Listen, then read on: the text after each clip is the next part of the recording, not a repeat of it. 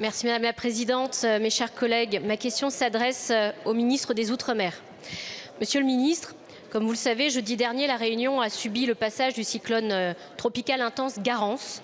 Je veux d'abord adresser toutes mes condoléances, toutes mes pensées aux proches des 5 personnes qui ont perdu la vie à cause de cette tempête.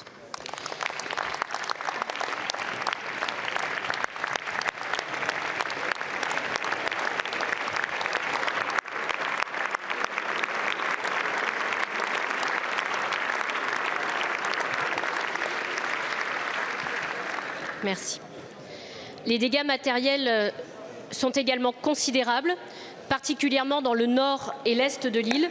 Des toits arrachés, des habitations inondées, les voies et les réseaux détruits, emportés par les vents violents et les pluies torrentielles.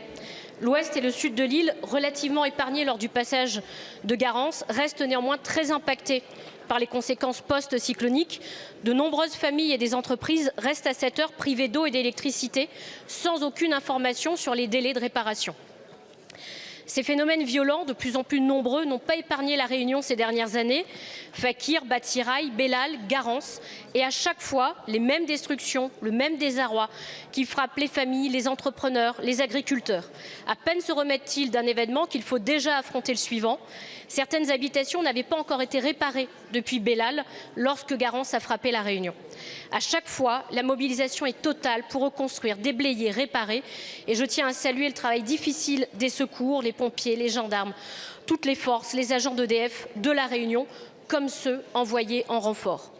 Néanmoins, nous pourrions et nous devons être moins dépendants de l'Hexagone pour affronter ces cyclones violents qui s'abattent sur nous chaque année. Les phénomènes n'ayant plus rien d'exceptionnel, nos moyens doivent être pérennisés pour reconstruire les voiries et réseaux, pour réparer les écoles, pour entretenir les ravines, pour reconstruire les logements sociaux. Nos collectivités ont besoin du soutien de l'État.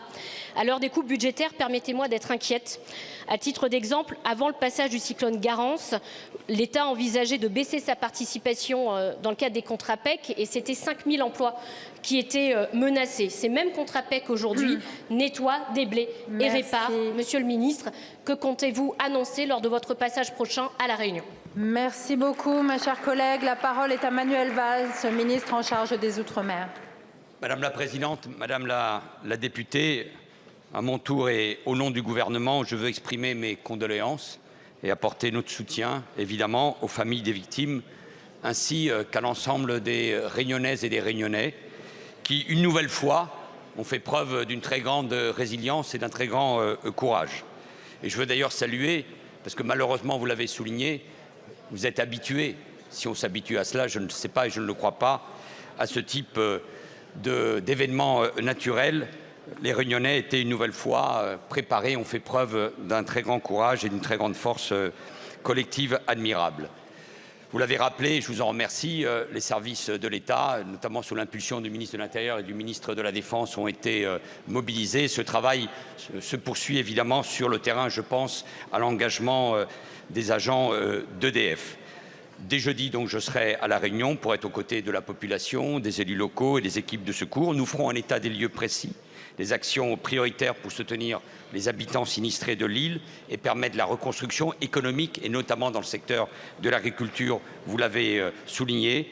La procédure de reconnaissance de l'état de catastrophe naturelle est enclenchée et devrait aboutir en urgence dès cette semaine. Le travail de la DAF et du préfet ont déjà commencé en vue de la reconnaissance de calamités agricoles. Là aussi, nous serons au rendez-vous et nous nous mobiliserons évidemment avec l'ensemble des ministres pour être au plus près des réponses et des attentes des Réunionnais. Vous pouvez compter une nouvelle fois sur notre engagement. Je vous remercie, Monsieur le ministre.